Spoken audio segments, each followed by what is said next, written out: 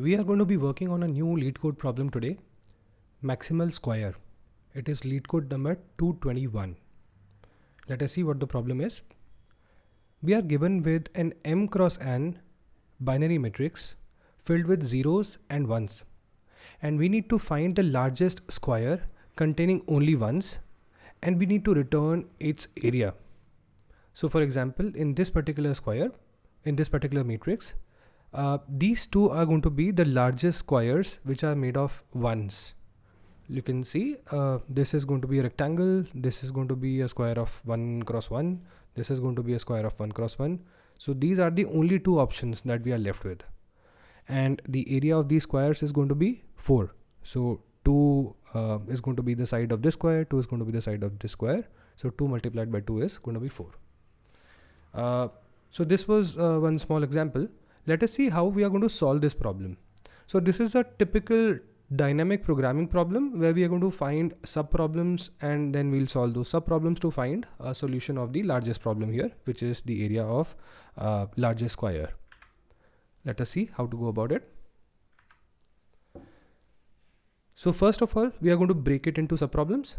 Then we'll find solutions to these sub-problems, and then finally use sub-problems to find solutions to bigger problem. Now what is the smallest problem here? If we see 1 anywhere, we know for sure that this 1 is at least going to be a square, and the size of that square is going to be 1 cross 1, 1. Now using this 1, what can we do next? So if this 1 is placed at top left corner of a matrix, then in order for that to be a square, we know for sure that the rest of the element of this matrix will also need to be ones. So as you can see in this particular example, in order for 1 to be at the corner of a 2 cross 2 square, the 3 adjoining elements need to be square as well. So 1 cross 1, 1 cross 1, 1 cross 1. Now this was observation number 1. Then if we move to another level up, so in this case we are considering a 3 cross 3 matrix. So here what we see, a square with an element at its corner is only as good as the smallest square that is formed with the adjacent 3 elements at its corner. So we are considering this particular element now. Now if we see the 3 adjacent element here, this one and this one and this one, this element is going to be placed at the top left corner of a square, and the rest of the elements are also going to be 1 1. But what about this element? This element sits at the top of a square where all the elements are not 0, this not 1, this element is going to be 0, which means this does not consist of a square which is made of ones only. So this element is actually the largest square itself. This is going to be a 1 cross 1 square, while this is going to be a 2 cross 2 square. So using the information that we are getting from this element and this element and this element, what we can say for sure is in the square that is going to have this element at its top left corner will not be a 3 cross 3 square. It can only be a 2 cross 2 square, because this is a 1 cross 1 square, and the square that is going to end here will be 1 plus 1 as its side. So that is going to be 2. 2 multiplied by 2 is going to be 4. So we are going to build a DP array, and the first step in order to find a dynamic programming problem solution is to create a DP array and then give meaning to the cells of that DP array. So in this case, DP array is going to be of the same size as the original matrix that we are given with.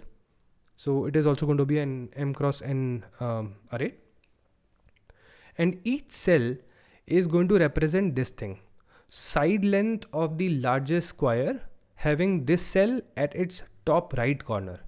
So imagine a square here. So every cell is going to represent the side length of the largest square that is going to have this cell at its top left corner. So this should have been left, just a second.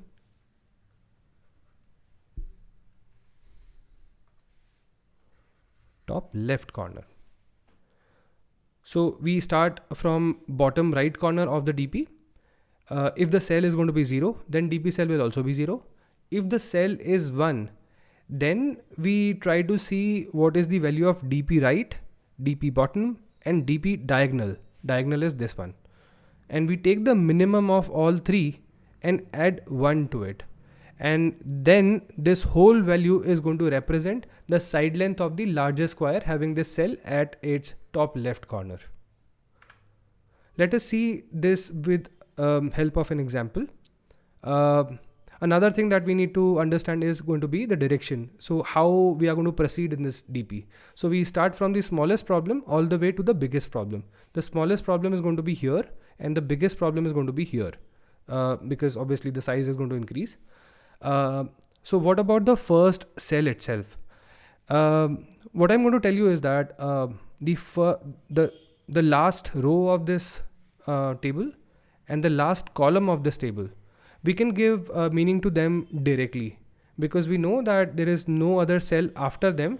The value that is contained in the matrix itself is going to represent the size of the square that is going to have that these cells are going to represent, right? So I'll just put it here. It is going to be 0, 0, 1, 0, 1, 1, 1, 1, 0. Now we can follow this algorithm. So if the cell is 1, then get the minimum of these three. So I'll come here. This cell is, what is this? This is 1. So we look at the minimum of DP right, DP bottom, DP diagonal. DP right is 1, DP diagonal is 1 and DP bottom is 0. So their minimum is going to be 0 and then 0 plus, okay, so we missed plus here, plus 1. So 0 plus 1 is going to be 1. So I'll put 1 here. Then we come to this point, 1, 0 and 1. These are the 3 points that we are going to consider. And what is the minimum of them? 0. We add 1 to them and put it here. So this is going to be 1 now. What about this one? 0, 1, 1 again. 0 is the minimum. So we put 0 plus 1, 1. What about this one? 0, 0, 1 and 0 is obviously the minimum. So we put 1 here as well. Now we come to this point. We forgot one thing.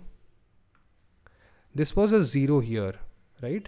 So first of all, the step is to look at whether this value is 1 or not. If it is 1, only then we go to this step where we are checking what is the minimum of these three values. But in this case, the value is already 0. So we should actually be putting it 0 here. I'll put a 0 here. Now let's move next. This point, see this is 1. So we consider all three options. 1 is the minimum. So 1 plus 1, it is going to be 2. Now we come here, 1, this is not 0. So we consider all three of them. The minimum is 1. So 1 plus 1 is going to be 2 again. Then we come here, 1, it is not 0. So we are going to consider this 1, 1, 2, minimum is 1. And we are going to put 1 plus 1, 2 here. This is 0. So we can directly put 0 here. Now let's come here. This is 1, 1, 1, 1. So everywhere it is going to be 1. So we don't need to worry about 0 in this row itself. And we only need to see what is the minimum out of these three values. So it is 1. Minimum is 1. Then we add 1 here. So 1 plus 1 is going to be 2. Now for this particular cell, the minimum value is going to be 2, 2, 2. So minimum value is 2 itself. And then we are going to add 1 to 2. So it will make it 3 here. And same is the case for this particular cell. 2, 2, 3. And the minimum value is 2. So 2 plus 1 is going to be 3 again. Now this is very important here for both of these conditions. See, what 3 is representing is the largest square's side length. So see, for this particular cell, if we keep this cell at the top left corner of the square, this is the square that we are talking about. And the largest square's length is going to be 3. So this is representing that 3 here. Similarly, this 3 is representing this square's side length. So this is also 3. Another thing that I forgot to include in this algorithm. So at every step, we are also calculating a max value, and we initialize max with 0. And whenever we see a 1 or more values, we update this max.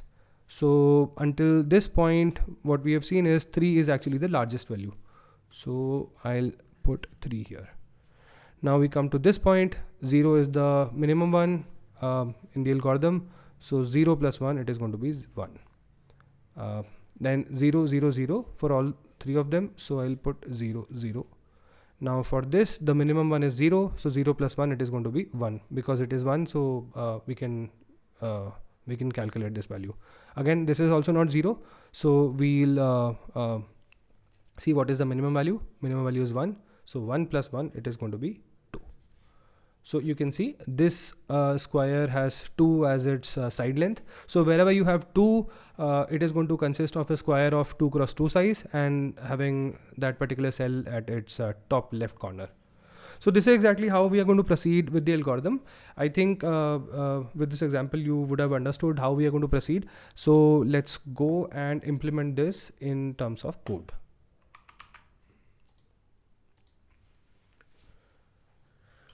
So first of all, let's create a variable that will contain max value, and then I'll initialize it at max.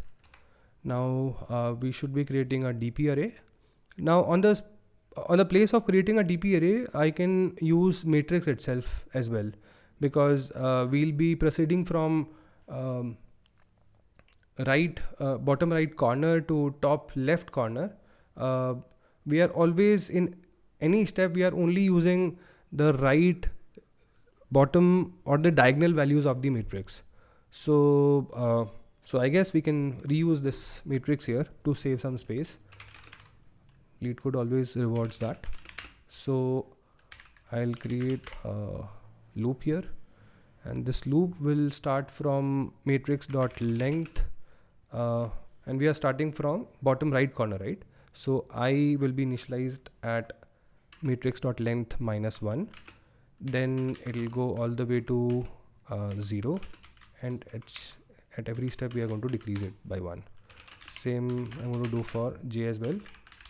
So matrix 0 dot length minus 1, and j will be greater than or equal to 0, j minus minus. So this is the outer shell of our loop. Now at every step we need to check whether it is 1 or 0. Another thing that I could do before going to that step is directly put the values which are kept here, if it is the last row or the last column. So I'll say if it is last row, for last row I is matrix.length minus 1, or if it is last column, so it is going to be j equal to matrix 0.length minus 1. In these two cases, I am going to put the same value that is already there, and because the value that is kept here is in string, we'll need to convert that into a number. So I'll say matrix I j is going to be same as matrix I and j, but we'll need to convert this thing into a number. So I can use number, and then we should also update max variable. So math.max comma matrix I j, although this will at max give a 1 value, and then we'll do a continue.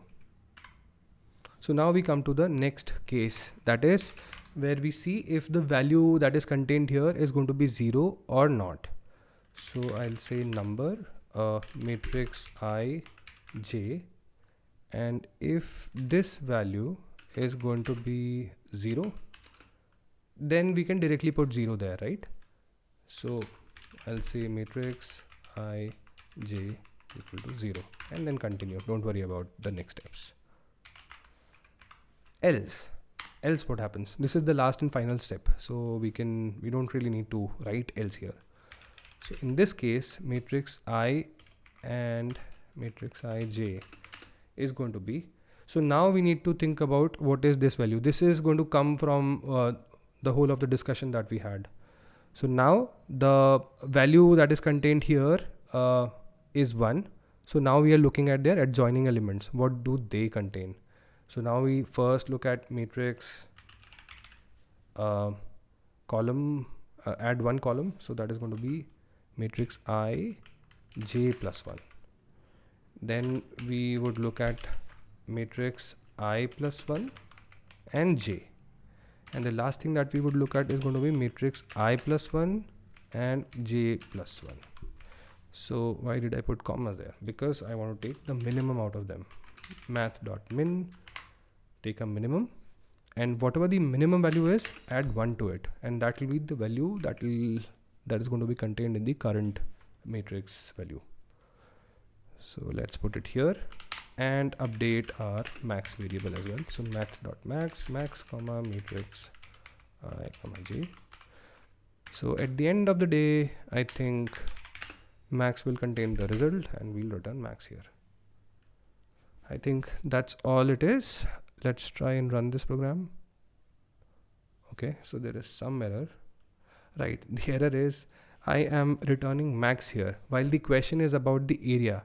So if you remember, what did max contain? Max was containing the length of the side. And in order to create area out of the side, we just multiply side with the side itself. So max multiplied by max. And that is our result. Let us see if it works for example cases as well. It does. Let's submit it. Yeah, so I think this is the solution.